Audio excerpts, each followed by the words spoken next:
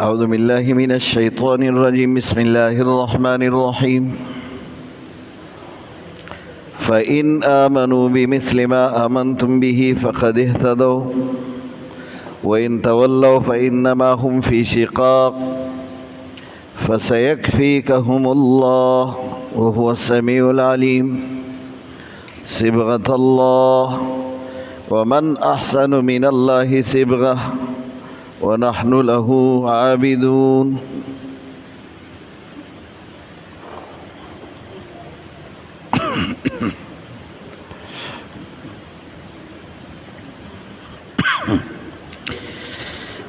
فإن آمنوا بمثل ما آمنتم به فقد اهتدوا.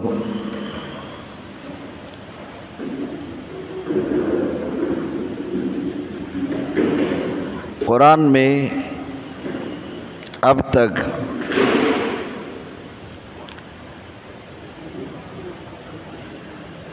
جو ہم نے پڑھا، کبھی تفصیل کبھی اجمال، لیکن یہاں ایک ایسا اجمال کہ سب پر حاوی.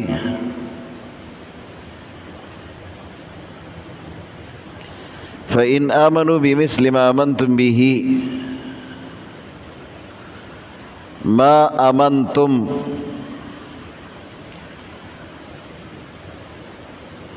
اس آمنتم کے مخاطب رسول اللہ اور صحابہ کرام ہیں، اور یہ ایک ایسا معیار اللہ نے بنایا کہ نزاع ہی ختم، جھگڑا ہی ختم، اختلاف ہی ختم. یہود کہتے ہم مومن ہیں، عیسائی کہتے ہم مومن ہیں، یہاں تک کہ ہر فرقہ اپنے آپ کو مومن کہتے ہیں. ہمارے ہاں اہل تشیع بھی اپنے آپ کو مومن کہتے ہیں، یہاں تک کہ قادیانی بھی اپنے آپ کو مومن کہتے ہیں کہ ہم محمدی ہیں.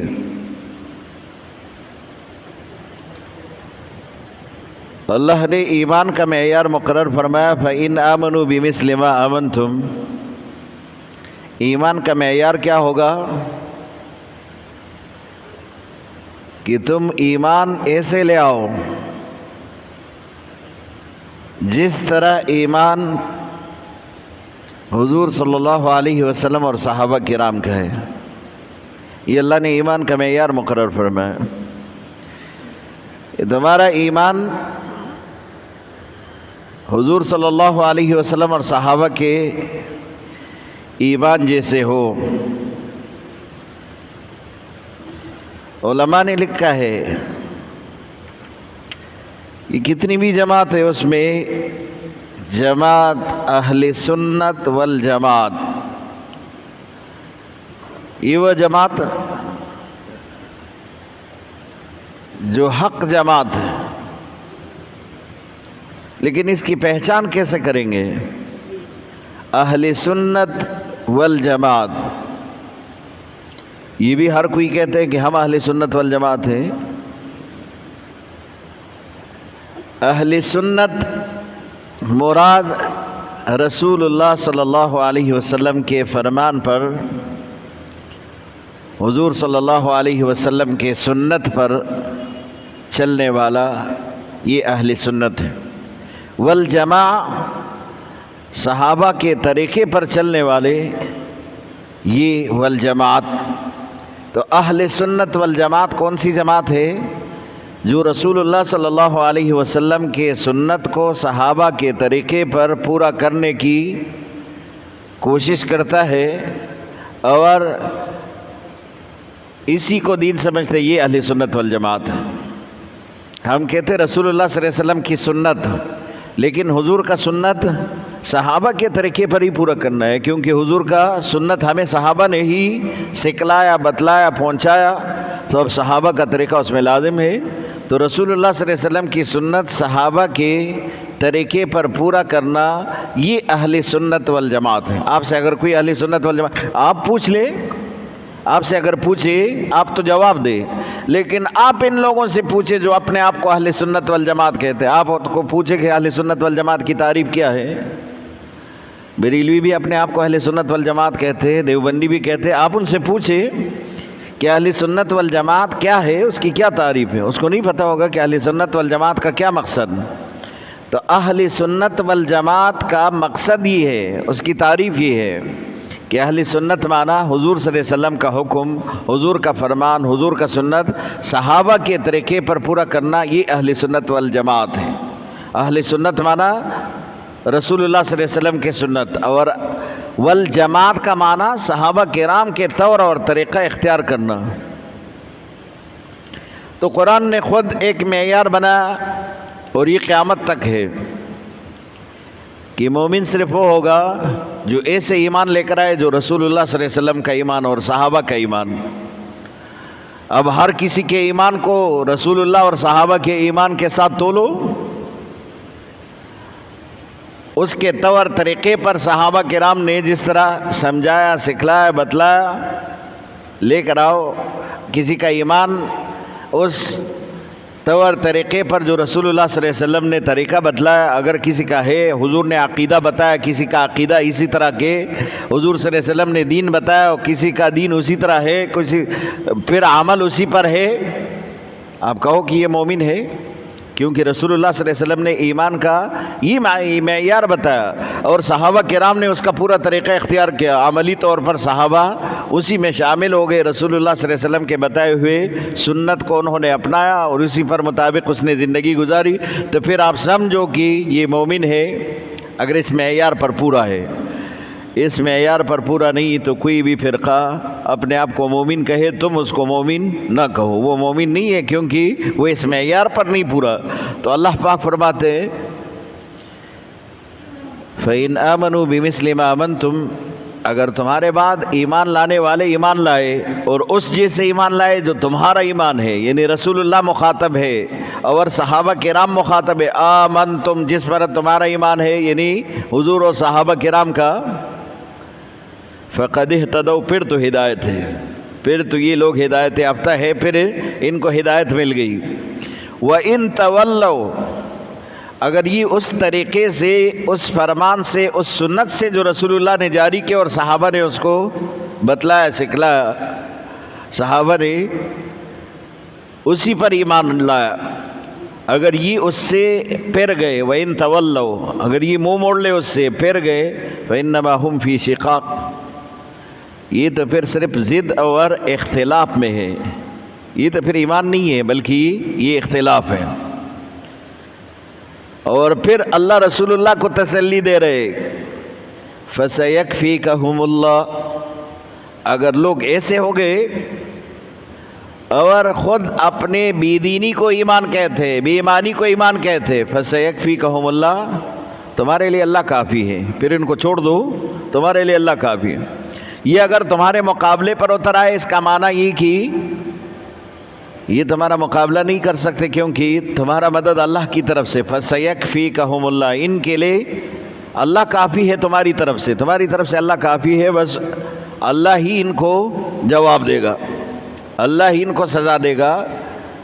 فَسَيَكْفِيكَهُمُ اللَّهُ وَهُوَ السَّمِيعُ، اور اس کی ضرورت بھی نہیں، کیونکہ تمہاری ہر بات خدا سنتا ہے، وَهُوَ السَّمِيعُ، وہ سننے والا، عالم اور جاننے والا، ہر چیز کا علم رکھنے والا ہے۔ تو پھر اگر اس میں تمہارا کوئی مخالفت کرتا ہے اور ایمان کے معیار جو اللہ پاک نے ان کے لیے رکھا اس معیار پر نہیں اترتا، اور وہ اپنے ہی بے دینی کو دین کہے اور اپنے بے ایمانی کو ایمان کہے، فَسَيَكْفِيكَهُمُ اللَّهُ، تو پھر ان کو جواب اللہ دے گا، تمہاری طرف سے اللہ ہی ان کے لیے کافی ہے۔ یہ وہ آیت ہے جس پر حضرت عثمان رضی اللہ عنہ قرآن پڑھتے ہوئے شہید ہو گئے تھے، اور ان کا خون اسی آیت پر ہی، اسی لفظ پر ہی اترا، پورا خون جو ہے اسی پر بہہ گیا تھا۔ فَسَيَكْفِيكَهُمُ اللَّهُ وَهُوَ السَّمِيعُ الْعَلِيمُ۔ آپ کو معلوم ہے کہ حضرت عثمان رضی اللہ عنہ کی بڑی عظیم شہادت ہے، جب کفار نے محاصرہ کیا تھا اور اسی طرح حضرت عثمان رضی اللہ عنہ کو اپنے گھر کے اندر محصور کیا تھا، 1 مہینے تک عثمان رضی اللہ عنہ کا راشن پانی سب چیزیں بند کیے ہوئے، اور پھر آخر میں ان ظالموں نے دیوار کو پلانگ کر کے اوپر سے چڑھے اور پھر حضرت عثمان رضی اللہ عنہ کو خنجر سے مار کر شہید کیا تھا۔ اسی وقت بھی حضرت عثمان رضی اللہ عنہ قرآن کی تلاوت فرما رہے تھے اور اسی آیت کو ہی پڑھ رہے تھے، فَسَيَكْفِيكَهُمُ اللَّهُ، کہ حضرت عثمان رضی اللہ عنہ شہید ہو گئے اور اس کا خون اسی آیت پر ہی بہہ گیا تھا۔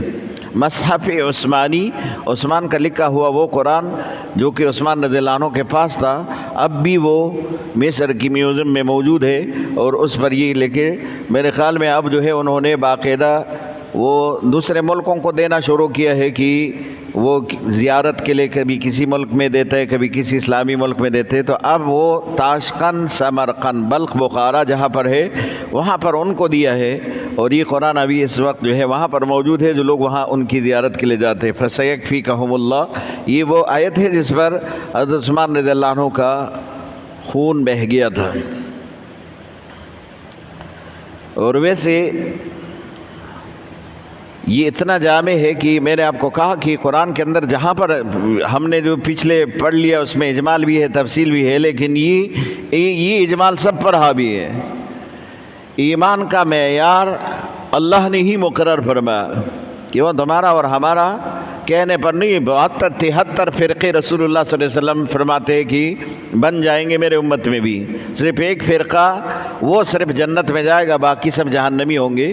وہ فرقے اس بنیاد پر ہو کہ عقائد ان کے باطل ہو، وہ فرقے یہ نہیں ہے کہ کوئی پیپل پارٹی ہے، کوئی پی ٹی آئی، کوئی نیشنل پارٹی، کوئی اسی طرح فرقے نہیں ہے، یہ تو سب کے سب مسلمان ہیں، مسلمانوں کی جماعتیں ہیں۔ ایک نظریے کی بنیاد پر کسی کے ساتھ اختلاف ہے تو الگ پارٹی بنائے، وہ باطل فرقے مراد ہوں گے کہ ان کے عقائد اور نظریات ہی باطل ہوں گے، جیسے کہ شیعہ ایک فرقہ ہے، قادیانی ایک فرقہ ہے، تو اسی طرح باطل فرقے مراد ہوں گے، 73 فرقے ہوں گے، اس میں صرف ایک فرقہ جو اہل حق کا ہوگا یہ جنت میں جائے گا، باقی جہنمی ہوں گے۔ اس سے مراد یہی ہے کہ جن کے ایمان کا معیار جو رسول اللہ نے مقرر فرمایا آج سے 1400 سال پہلے، جو اللہ پاک نے بتایا، اگر ایمان کا معیار وہ ہوگا تو اس کا ایمان قابل قبول، اگر یہ نہیں تو پھر ایمان قابل قبول نہیں ہوگا، ایمان قابل قبول نہیں ہوگا۔ فَإِنْ آمَنُوا بِمِثْلِ مَا آمَنْتُمْ، اگر یہ ایمان لے آئے اسی طرح جو تم ایمان لے آئے ہو، فَقَدْ اهْتَدَوْا بِهِ، فَقَدْ اهْتَدَوْا، تو یہ ہدایت پا گئے۔ وَإِن تَوَلَّوْا، اگر یہ اس سے منہ موڑ لے، روگردانی کرے، اعراض کرے، فَإِنَّمَا هُمْ فِي شِقَاقٍ، پھر یہ صرف تمہارے اختلاف میں، یہ پھر صرف آپ سے اختلاف ہی رکھتے۔ فَسَيَكْفِيكَهُمُ اللَّهُ، پھر تمہاری طرف سے ان کے لیے اللہ کافی ہے، تمہاری طرف سے اللہ کافی ہے۔ فَسَيَكْفِيكَهُمُ اللَّهُ وَهُوَ السَّمِيعُ الْعَلِيمُ، اللہ سننے والا، جاننے والا۔ اور یہ بھی علماء نے لکھا ہے کہ ایک بڑا وظیفہ بھی ہے، آپ کے ساتھ کوئی ظلم کر رہا ہے اور آپ اس ظلم کا مقابلہ نہیں کر سکتے، تو آپ فَسَيَكْفِيكَهُمُ اللَّهُ وَهُوَ السَّمِيعُ الْعَلِيمُ اس کا وظیفہ پڑھ لو۔ اور یہ علماء نے مختلف تعداد بتائے اس کی، کسی نے کہا کہ 313 مرتبہ یہ پڑھ لو، پھر دعا کرو، اللہ پاک تمہارے لیے ان کے مقابلے کے لیے اللہ پاک تمہاری طرف سے کافی ہے، اللہ ہی ان سے بدلہ لے گا، تمہیں بدلہ لینے کی ضرورت نہیں پڑے گی۔ فَسَيَكْفِيكَهُمُ اللَّهُ وَهُوَ السَّمِيعُ الْعَلِيمُ، اور یہ اتنا مجرب ہے کہ آپ اس پر تجربہ کرو کہ اگر کوئی اسی طرح تمہارے ساتھ ظلم ہو رہا ہے اور آپ نہیں بدلہ لے سکتے، آپ ان کے لیے پڑھو، پھر دیکھو کہ کس طرح جو ہے اس کا اثر ظاہر ہوتا ہے۔ صبغۃ اللہ ومن احسن من اللہ صبغہ، اللہ کا رنگ، اور اللہ سے کون حسین ہو سکتا ہے رنگ میں؟ صبغۃ اللہ، یہ رنگ سے مراد کیا ہے؟ علماء نے لکھا ہے کہ یہاں صبغہ سے مراد ملت ہے، اللہ کی ملت، اور کس کی ملت اللہ کی ملت سے بہتر ہو سکتی ہے؟ معنی اللہ کا دین. کس کا دین اللہ کے دین سے بہتر ہو سکتا ہے؟ کس کا طریقہ، کس کا رسم اللہ کے طریقے اور حکم سے بہتر ہو سکتا ہے؟ لیکن ان کا بھی خاص شانی نزول ہے. یہود نے پوچھا تھا بنی اسرائیل نے حضرت موسیٰ علیہ السلام سے اللہ کا رنگ کیسا ہے؟ یعنی جیسے ہم ایک رنگ پسند کرتے ہیں تو اللہ کا رنگ کیسا ہے؟ اور اس زمانے میں یہود اور نصارہ دونوں ایک خاص قسم کی رنگ کو، وہ لال کلر تھا، اور 7ویں دن تک بچے کو 7ویں دن اس میں نہلاتے تھے. یہ خصوصی رنگ بناتے تھے، اس میں 7ویں دن بچے کو نہلاتے تھے، یہود بھی اور نصارہ بھی. اور یہ کہتے تھے کہ اب یہ ہمارے یہودیت کے رنگ میں رنگ گیا، یہودیت کے رنگ میں یہ رنگ گیا ہے. مطلب یہ کہ اب ہم نے اس کو اس رنگ میں نہلایا ہے تو بس اس پر یہ رنگ چڑھ گیا. تو یہود بھی اسی طرح 7ویں دن اپنے بچے کو نہلاتے تھے، اور عیسائی بھی 7ویں دن بچے کو نہلاتے تھے. جیسے ہم 7ویں دن ختنہ کرتے بچے کا، اسی طرح وہ کرتے تھے. اور ختنہ نہیں کرتے تھے، بچے کو صرف اسی رنگ میں نہلاتے تھے. تو حضرت موسیٰ علیہ السلام نے ان کو کہا، پھر حضرت عیسیٰ علیہ السلام نے اپنے زمانے میں ان کو سمجھایا کہ بھائی یہ رنگ تو پھر بچے کے نہلانے سے ختم ہو جاتے ہیں، یہ رنگ تو پھر آپ بچے کو جب نہلاتے ہو دوبارہ ختم ہو جاتے ہیں. یہ جو رنگ آپ نے چڑھا یہ ختم ہو گیا. رنگ تو اللہ کا ہے کہ وہ چڑھ جائے تو پھر نہیں ختم ہوتا، وہ اللہ کے دین کا رنگ ہے، یہ ختم نہیں ہوتا. تو پھر یہود نے پوچھا تھا کہ اللہ کا رنگ کیسا ہے؟ تو اس میں مختلف روایت ہے. یہ بتلایا گیا کہ وہ رنگ سفید ہے جو اللہ کو پسند ہے. یہ تم جو لال قسم کے رنگ بناتے اور بچے کو نہلاتے، اللہ کو سفید رنگ پسند ہے، وہ ایک الگ موضوع ہے. لیکن یہاں اس رنگ سے مراد ملت اور دین ہے. اس رنگ سے مراد ملت اور دین ہے کہ جو چاہتا ہے کہ اللہ کا رنگ اس پہ چڑھ جائے تو اللہ کا رنگ اللہ کا دین ہے، تو اللہ کی دین کو اختیار کرو. یہ اللہ کا رنگ ہے، یہ اللہ کا رنگ ہے. تم چاہتے ہو کہ اللہ کے رنگ میں رنگ جاؤ، جیسے وہ کہتے ہیں کہ یہودی یہودیت کے رنگ میں رنگ گیا اور عیسائی عیسائیت کے رنگ میں رنگ گیا، اور یہ گویا کہ ان کو ان کی پیغمبر کی طرف سے مل گیا، ان کی کتاب کی طرف سے، شریعت کی طرف سے مل گیا. تو تم اگر چاہتے ہو کہ تم بھی اسلام کے رنگ میں رنگ جاؤ، دین کے رنگ میں رنگ جاؤ، تو اللہ کا دین، اللہ کی ملت، یہی اصل بنیاد ہے. صبغۃ اللہ، اللہ کا رنگ. ومن احسن من اللہ صبغہ، کون اللہ سے اس رنگ میں خوبصورت ہو سکتے ہیں؟ کون خوبصورت ہو سکتے ہیں؟ صبغۃ اللہ، اگر آپ ملت کا معنی کریں گے اللہ کا دین. ومن احسن، کون خوبصورت ہو سکتا ہے من اللہ، اللہ سے، یعنی اللہ کی دین میں کون خوبصورت ہو سکتا ہے؟ یا کس کا دین اللہ کی دین سے خوبصورت ہو سکتا ہے؟ پھر اگر اللہ نے جو دین مقرر کیا، وہ دین اسلام جو اللہ پاک نے تمہارے لیے مقرر کیا، وہی سب سے خوبصورت ہے. تم چاہتے ہو کہ خوبصورت دین کو اختیار کرو، تو پھر اللہ کا دین ہے جو سب سے زیادہ خوبصورت ہے. صبغۃ اللہ، اللہ کا رنگ. ومن احسن من اللہ صبغہ، کون اللہ سے خوبصورت ہو سکتا ہے اس رنگ میں. ونحن لہ عابدون، ہم سب اللہ کی عبادت کرنے والے. حالانکہ عبادت کا حکم بھی اللہ کا ہے. تو پھر جو رنگ اللہ دیتا ہے وہی سب سے خوبصورت ہوگا. جو دین اللہ نے دیا ہے، اس کا معنی یہ کہ وہ دین سب سے خوبصورت ہے. جو دین اللہ نے دیا وہ دین سب سے خوبصورت ہے. قل اتحاجوننا فی اللہ، کہہ دیجئے پیغمبر، اتحاجوننا معنی تم میرے ساتھ جھگڑتے ہو. اتحاجوننا اتخاصموننا، کیا تم میرے ساتھ مخاصمہ کرتے ہو، جھگڑا کرتے ہو، مناظرہ کرتے ہو. فی اللہ، اللہ کی ذات کے بارے میں. وَهُوَ رَبُّنَا وَرَبُّكُمْ، اللہ میرا بھی رب، تمہارا بھی رب. اللہ میرا بھی رب ہے، تمہارا بھی رب ہے. اس رب کے بارے میں جھگڑتے ہو جو تمہارا بھی رب ہے. میں اس کو اپنا رب بھی مانتا ہوں، تمہارا رب بھی مانتا ہوں. میں نے تو یہ انکار نہیں کیا کہ اللہ پاک، میں نے تو یہ نہیں کہا کہ اللہ صرف میرا رب ہے تمہارا نہیں، اللہ تو تمہارا بھی رب ہے میرا بھی رب ہے، اس چیز میں تم مجھ سے کیوں جھگڑتے ہو؟ قل آپ کہہ دیجئے پیغمبر اتحاجوننا کیا ہمارے ساتھ جھگڑا کرتے ہو فی اللہ اللہ کی ذات میں، وہو ربنا اللہ ہمارا بھی رب ہے، وربکم تمہارا بھی رب ہے، ولنا اعمالنا ولکم اعمالکم ہمارے لیے ہمارا عمل تمہارے لیے تمہارا عمل۔ پھر بھی اگر تم میری بات نہیں مانتے تو پھر چلو میرے لیے میرا عمل تمہارے لیے تمہارا عمل۔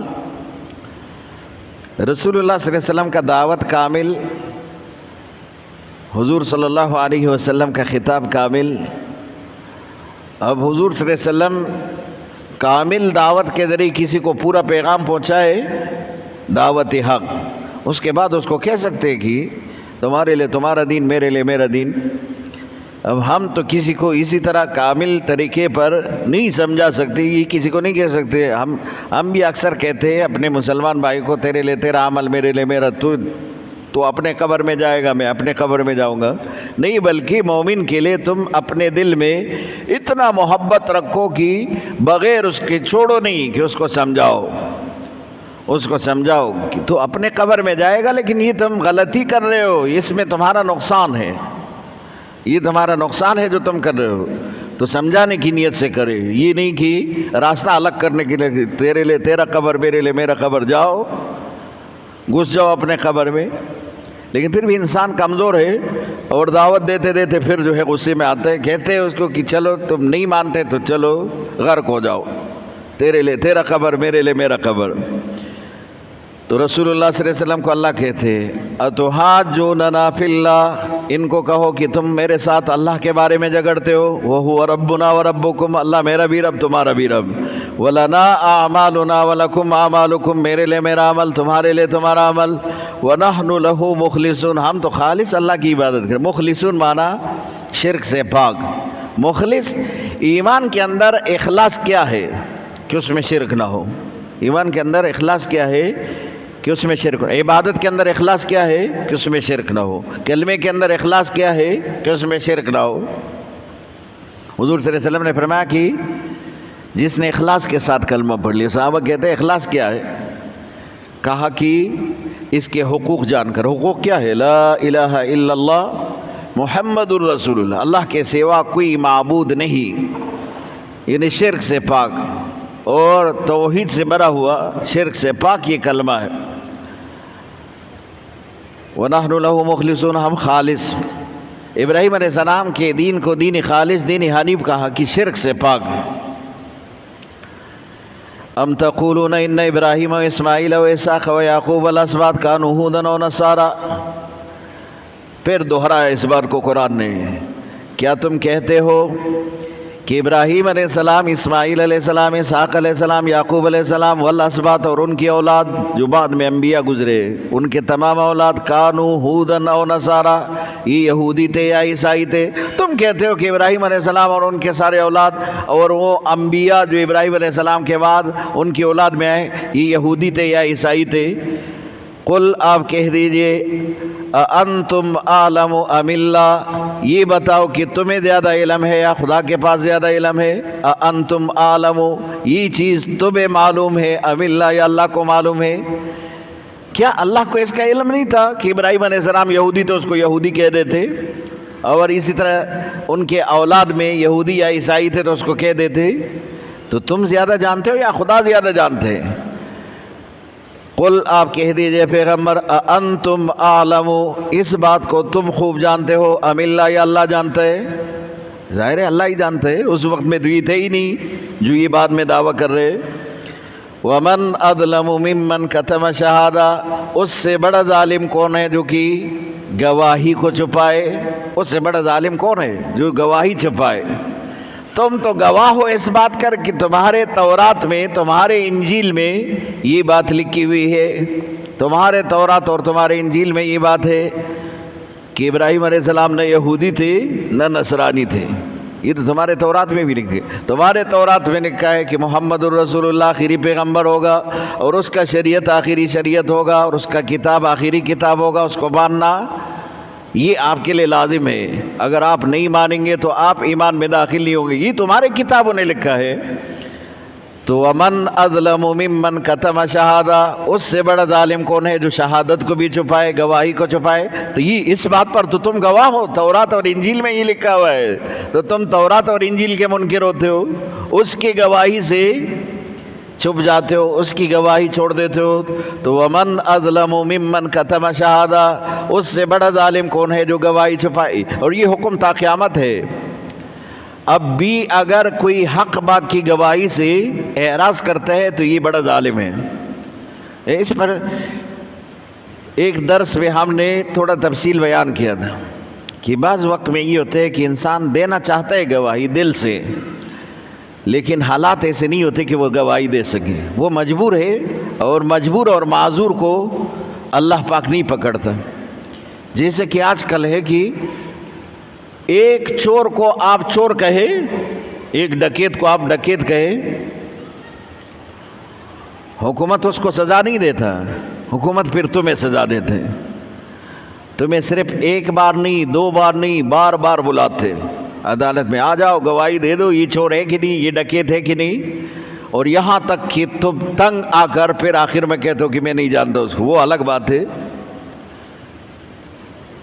ہمارے ایک مریض صاحب جن کا آئل کا ایک بہت بڑا دکان ہے، اسی میں ایک ڈکیت کو خود ہی اس نے پکڑا، اس پستول اس کے ہاتھ میں. اور مریض صاحب بھی جو ہے بڑے زبردست قسم کے کراٹ مین ہے، اس نے جو اس کو پکڑا اور اس کا پستول بھی لے لیا اور اس کو گرفتار کیا، تو پولیس کے حوالے کیا. اب وہ مریض صاحب 1 سال بعد مجھے کہہ رہے کہ 1 سال ہو گیا کہ میں اس کیس میں عدالت میں جاتا ہوں.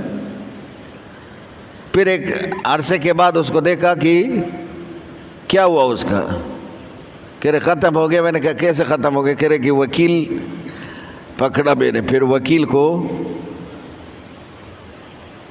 انہوں نے کہا کہ آپ اس کے لیے اپنا وکیل رکھو. اور جب بھی وہ مجھے بلاتے تھے جا کر میں کہتا کہ وہ کہتے یہ ہے جو آپ نے پکڑا، میں کہتا یہ ہے. جاؤ تاریخ بدل لیا، پھر دوسرے تاریخ میں آ جاؤ، پھر گواہی کے لیے آ جاؤ. کہ اس وکیل نے مجھے کہا کہ اس دفعہ جب آپ جائیں گے تو آپ کہیں گے کہ وہ تو یہ نہیں تھا جس کو میں نے پکڑا تھا. پھر آپ دیکھ لینا کہ کیسے وہ بدل جاتے. کہ جب میں گیا تو جج کے سامنے میں نے کہا کہ وہ بندہ تو یہ نہیں ہے جس کو میں نے اپنے دکان میں پکڑا تھا، وہ کوئی اور تھا. یہ تو پولیس والوں نے کسی اور کو پکڑا ہے. آپ کیس تو واپس الٹا پولیس والوں کے، وہ پولیس والے ان کے دکان پہ آ گئے کہ بھائی یہ آپ نے کیا کیا، یہ تو آپ نے بہت غلط بیان دیے. تو اس نے کہا کہ بس میں اور کچھ نہیں کر سکتا، اتنا عرصہ ہو گیا میرا کیس ختم نہیں ہو رہا، بار بار جاتا ہوں. اب میں یہی کہوں گا کہ وہ بندہ یہ نہیں ہے. اب یہاں تک کہ پولیس والوں نے کہا کہ بس ایک دفعہ آپ جائے ہمارے ساتھ. انہوں نے کہا میرے ابھی تک جو ہے 25,000 روپے خرچ ہو گئے جانے پر. تو پولیس والوں نے کہا یہ 25,000 روپے ہم دیں گے آپ کو، 25,000 روپے لے لو، ایک دفعہ صرف آپ کو لے کر جاتے ہیں، صرف آپ یہ کہو یہ وہ بندہ ہے، بس باقی دوبارہ پھر ہم آپ کو وہاں گواہی کے لیے نہیں لے کر جاتے. پھر یہ گئے، 25,000 روپے بھی ان سے لیے، اور پھر جو ہے وہ گواہی دے کر وہاں کہ یہ وہ بندہ ہے، اور پھر جو ہے کیس ختم ہو گیا. تو یہاں آپ کے سامنے کسی کو قتل کیا گیا، آپ کے سامنے کسی کو لوٹا گیا، لیکن اگر آپ نے گواہی دی تو وہ بندہ تو اپنی جگہ پر جس کا نقصان ہوا. پھر آپ کا نقصان یہ کہ بار بار جانا پڑے گا. اور یہ ہمارے ملک میں یہ چیز ثابت کرنا بہت مشکل ہے. کہہ رہے کہ پاکستان میں اگر کوئی سرکار کی مدیت میں کیس لڑانا چاہتے تو اس کے لیے نوح علیہ السلام جیسا عمر چاہیے کہ اتنا لمبا عمر ہو، 1000 سال ہو، تو پھر جا کے جو ہے اس کا کوئی فائدہ ہو، ورنہ مشکل ہے. یہاں انصاف نہیں ہے. وَمَا اللَّهُ بِغَافِلٍ عَمَّا تَعْمَلُونَ. اس سے بڑا ظالم کون ہے کہ شہادت کو چھپائے. لیکن ایسے اگر مجبوری ہے، معذوری ہے، تو پھر آپ خاموش ہو سکتے. وَمَا اللَّهُ بِغَافِلٍ عَمَّا تَعْمَلُونَ. اللہ غافل نہیں تمہارے عمل سے، اللہ کو معلوم ہے. تلک امۃ قد خلت لہا ما کسبت، یہ وہ جماعتیں ہیں جو پہلے گزر چکی ہے، ان کے لیے ان کا عمل، لہا ما کسبت، ان کے لیے وہ جو انہوں نے کیا، وَلَكُمْ مَا كَسَبْتُمْ، بعد میں تم آنے والے ہو، تمہارے لیے تمہارا عمل، اب جو تم عمل کرو گے اس کا ہی حساب دینا پڑے گا۔ وَلَا تُسْأَلُونَ عَمَّا كَانُوا يَعْمَلُونَ، تم سے نہیں پوچھا جائے گا ان کے عمل کے بارے میں۔ اب صرف یہود نصارہ کے بارے میں نہیں پوچھا جائے گا، لیکن اپنے عمل کے بارے میں تو تم سے سوال کیا جائے گا کہ تم نے کون سا عمل خالص اللہ کے لیے کیا ہے، کون سا عمل تمہارا درست ہے، کون سا غلط ہے، تمہارا محاسبہ کیا جائے گا۔